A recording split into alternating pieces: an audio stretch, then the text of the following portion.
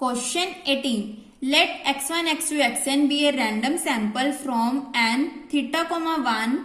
Find minimum variance unbiased estimator for theta square. This question is important for 8 marks. ये question आपको 8 marks में आ सकता है. और जो ये एक्सरसाइज कर रहे हैं हम, एक्सरसाइज 3.4, ये प्रीवियस पंजाब यूनिवर्सिटी के क्वेश्चंस हैं. तो आपने इन क्वेश्चंस की तैयारी अच्छे से कर लेनी है, जो हम अभी कर रहे हैं. Exercise 3.4. Exercise is similar to N mu comma sigma square. ये हमें पता है कि म्यू कोमा सिग्मा स्क्वायर का पीडीएफ क्या होता है, 1/√2 pi sigma e⁻⁻1/2 x minus mu upon sigma square, where x lies between -∞ to ∞, otherwise 0. Given क्या है, मीन थीटा और वेरिएंस 1. यहाँ पे पुट कर देंगे. फर्स्ट स्टेप क्या होगा हमारा, मिनिमम वेरिएंस के लिए, अनबाइस के लिए पहले अनबाइस, फिर सफिशिएंट, देन कंप्लीट, फिर तीनों पार्ट से हमारा क्या बन जाएगा, minimum variance unbiased estimator for theta square. इस क्वेश्चन में आपने एक और चीज भी ध्यान रखनी है कि यहाँ पे हमें थीटा स्क्वायर गिवन है. पहले हमें किसके लिए चेक करना पड़ेगा, थीटा के लिए. अगर थीटा के लिए हुआ देन उसके बाद हम कह सकते हैं कि थीटा स्क्वायर के लिए भी ये मिनिमम वेरिएंस अनबाइस्ड एस्टिमेटर है. सो पहले हम थीटा के लिए चेक करेंगे. ये स्टेप भी लर्न करने वाला है, तो इसको भी आप सीटीएम डाल लो कि ये स्टेप हमने ध्यान रखना है कि हम पहले थीटा के लिए चेक कर रहे हैं. सो इसका मीन क्या होता है, मीन क्या गिवन है, थीटा और वेरिएंस 1. सो यहाँ पे पुट कर दिया y is equal to summation i is equal to 1 to n xi.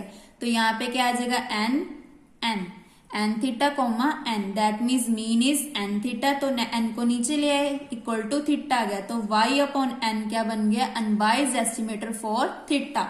Next हम क्या निकालेंगे, सफिशिएंट. सो इसकी डेफिनेशन लगा दी, the joint PDF of x1, x2, xn is given by L is equal to product of i is equal to 1 to n f of xi comma theta. तो इसकी value put कर दी यहाँ पे, जो हमने ऊपर निकाली थी, ये वाली वैल्यू वहां पे पुट कर दी. नेक्स्ट स्टेप में जो कांस्टेंट टर्म थी उसके ऊपर आ गई पावर n, और जो e वाली टर्म है उसके ऊपर आ गया समेशन a माइनस बी का whole square a square plus b square minus 2ab. Next step में इसको सेपरेट कर दिया. सो सॉल्व करके क्या आ गया, ये स्टेप आप खुद करोगे क्योंकि हमने ये क्वेश्चंस बहुत टाइम्स कर लिया.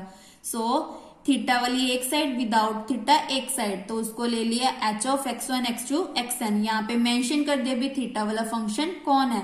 अगर आप ये मेंशन नहीं करोगे तो आपके मार्क्स कट जाएंगे, क्योंकि उसको क्या पता कि आपने थीटा किसको लिया है और h वाली टर्म किसको लिया है. तो यहाँ पे विदाउट थीटा कौन सी है, ये वाली टर्म है. सो ये हमारी बन गई h of x1, x2, xn. यहाँ पे आप बड़ी ब्रैकेट भी डाल सकते हो.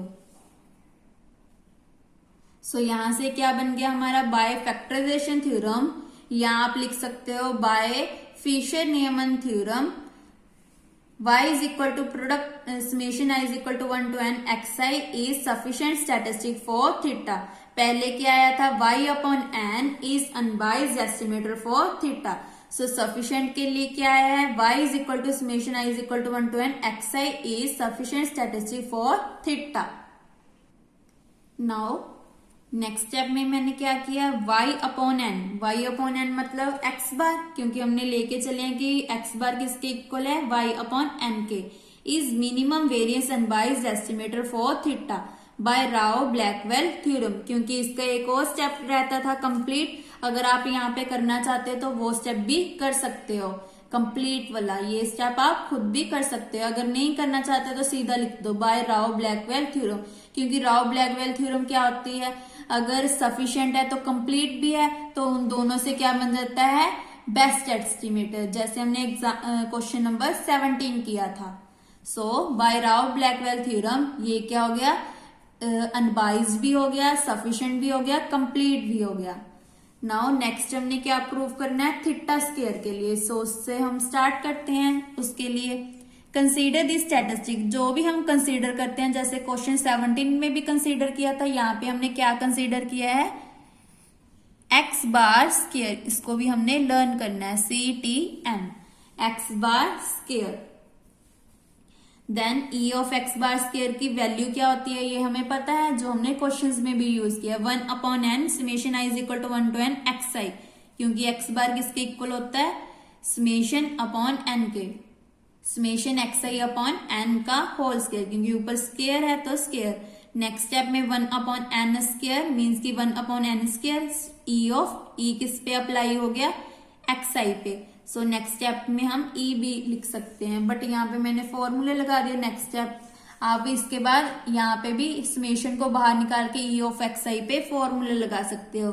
क्या होता है, variance of xi is equal to E of xi square minus E of xi का होल स्क्वायर। सो इसको इधर ले आएंगे तो इसकी वैल्यू आ गई।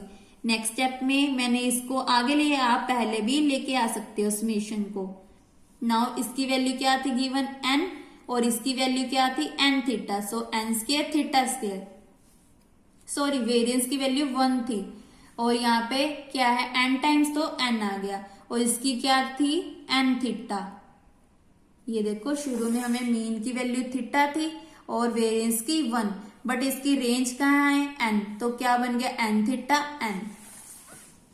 सो यहाँ पे पुट कर दिया, सॉल्व करके क्या आ गया हमारा, x के साथ एक n कैंसिल तो 1/n प्लस n स्क्वायर के साथ n स्क्वायर कैंसिल तो plus theta square, that means 1/n constant है तो इसको अंदर ले आए, x bar square minus 1/n is equal to theta square. यही हमने प्रूव करना था कि हमारा जो x bar square minus 1/n है वो क्या होना चाहिए, unbiased statistic for theta square, क्योंकि इसकी डेफिनेशन क्या होती है, E of theta cap is equal to theta.